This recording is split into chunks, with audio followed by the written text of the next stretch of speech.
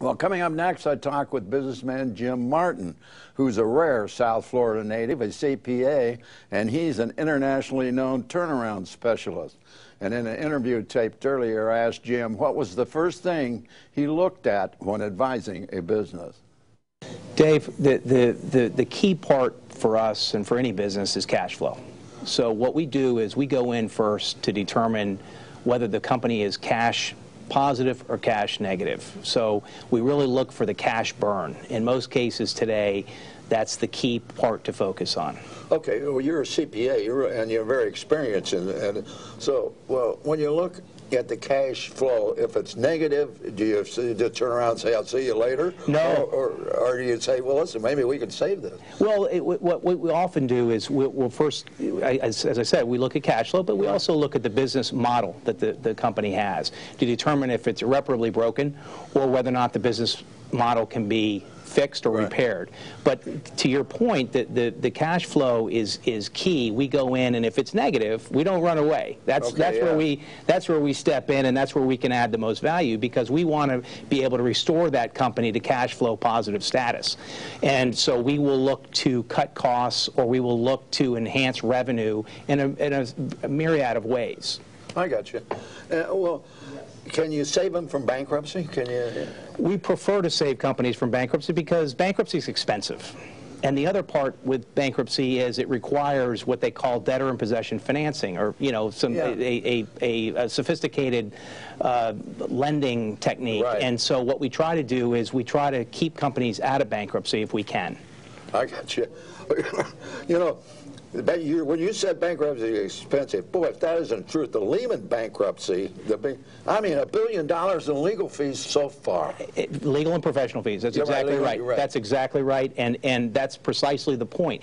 One of the companies that we were in many years ago was a large company that we ended up taking into bankruptcy, and we had to lay off 1,800 people in that process. Yeah, you don't want to, one of the most painful days of my career was laying off 1,800 people, and so I try to avoid it as best I can. I got it. Okay. Well, with your company now, who are some of your clients? Not all. You don't do all just turnarounds. You come in and advise them on a lot of business practices. We do. We do. We do operational improvement as an example. Right. So we improve companies' operational practices so that we can enhance productivity. We also come in, to your point, as part of the restructuring team, so we will come in and help a company get back on its feet. We will also come in as part of the interim management team. So in some cases, a company may have lost their CFO or there may be a senior executive that has left the firm. We will bring in a senior executive, a seasoned person, to step in and augment the existing management team. I got you. Now listen, you know, this is kind of off the wall. Well, what do you think about outsourcing right now?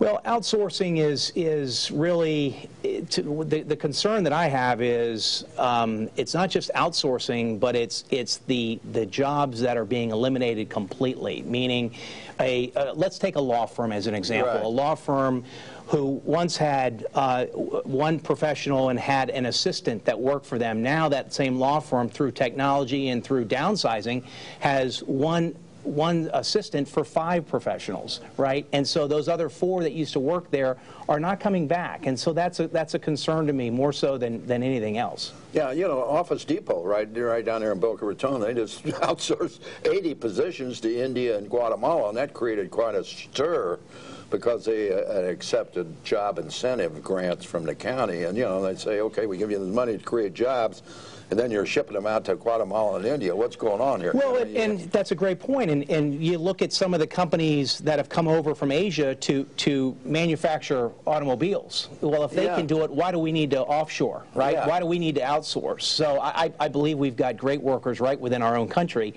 and so I don't see the need to have to offshore necessarily. I got you. Well, okay, do you work, not only you mentioned companies, but do you work with the small business guy? What about me, or I'm a landscaper, I got 4 or 5 employees, I'm in trouble, can I call you up? Absolutely. What we try to do is we try to identify the need as quickly as we can for a small business owner, and if we can't help them immediately, or if there's something that is beyond our scope, then we will certainly bring in the right professional to help them. I got you.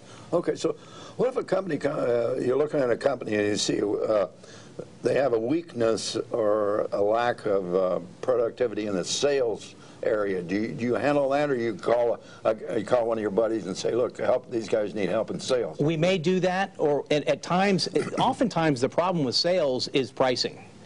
It may be an issue with how they're pricing their product or pricing their service. So that's an area that we address very quickly, because what we want to do is we want to look at the pricing versus the direct costs to see if they're in line or not. And oftentimes it's just a question of adjusting the pricing to conform to the market. So in those cases, we can help.